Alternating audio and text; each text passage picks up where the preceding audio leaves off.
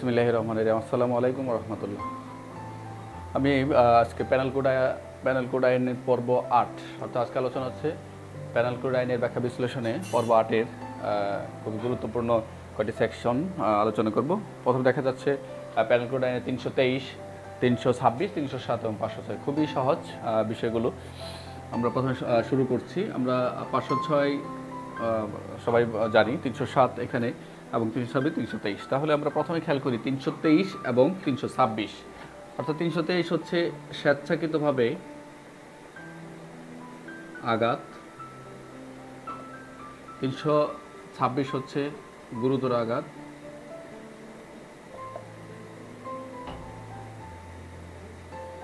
307 হচ্ছে হত্যার attempt to murder, যেটা হত্যার উদ্দেশ্য। 506 হচ্ছে ভয়ভীতি বা হুমকি,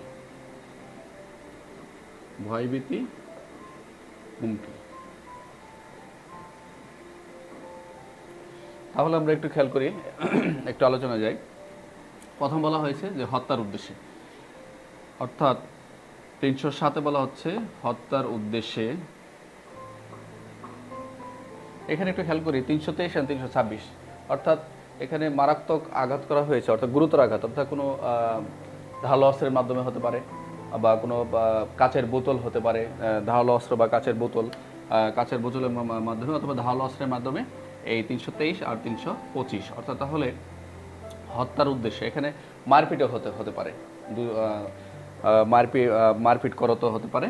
307 হলে 506 হুমকি। আমরা এখানে একটু খেয়াল করি, তাহলে হত্যার উদ্দেশ্যে মারপিট করতো আমরা বলতে পারি যে মারপিট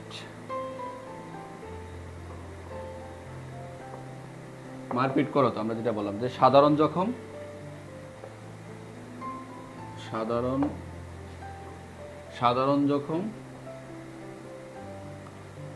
ধারালো অস্ত্র অথবা অথবা কাচের বোতল হতে, আমি যেটা বললাম কাচের বোতল দিয়ে গুরুতর আঘাত,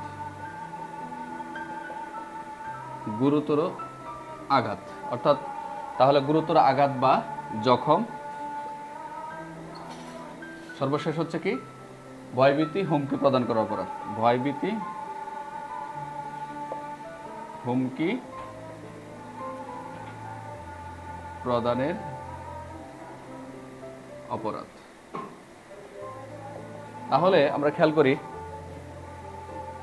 এখানে 323 হচ্ছে সাধারণ স্বেচ্ছাকৃত, 300 গুরুতর, 307 হচ্ছে অর্থাৎ হত্যার উদ্দেশ্যে অ্যাটেম্পট টু মার্ডার, 506 হুমকি। তাহলে এখানে হত্যার উদ্দেশ্যে মারপিট করতো সাধারণ জখম ও ধারালো অস্ত্র বা কাচের বোতল দিয়ে গুরুতর জখম, অর্থাৎ দুইটাই হতে পারে। এখানে ধারালো অস্ত্র হতে পারে, কাচের বোতল দিয়েও গুরুতর আঘাত হতে পারে। অর্থাৎ মারপিট, যেহেতু প্রথম বলা হয়েছে মারপিট করতো, সেই জন্য সাধারণ জখম ও ধারালো অস্ত্র বা কাচের বোতল দিয়ে গুরুতর আঘাত বা জখম, ভয়ভীতি হুমকি প্রদান করা অপরাধ। অর্থাৎ তাহলে আমরা কি শিখলাম এখান থেকে 323, 326, 307, 500, অর্থাৎ এখানে সাধারণ এবং গুরুতর আঘাত, হত্যার উদ্দেশ্যে এবং ভয়ভীতি হুমকি প্রদান করা অপরাধ।